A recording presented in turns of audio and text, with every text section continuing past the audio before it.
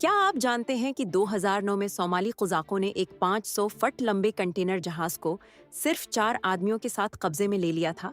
ये कोई फिल्मी कहानी नहीं, बल्कि हकीकत है। अप्रैल की 8 तारीख को मेर्सिक अलाबामा जहाज अफ्रीकी समंदर में जा रहा था, जब तेज रफ्तार किश्तियों में मुसल्लह कज़ाक नजर आए। कप्तान रिचर्ड फुल्पस ने फौरी तौर पर अमले को छपने का हुक्म दिया। कज़ाकों ने जहाज पर कब्जा कर लिया, लेकिन कप्तान फिलिपस ने अपने अमले की जान बचाने के लिए खुद को यरगमाल बना दिया। कज़ाक उसे लाइफ बोट में लेकर फिरार होने लगे। 3 दिन बाद अमरीकी बहरिया के 3 निशानाबाज जंगी जहाज से बेक वक्त गोली चलाकर तीनों कज़ाकों को हलाक कर दिया।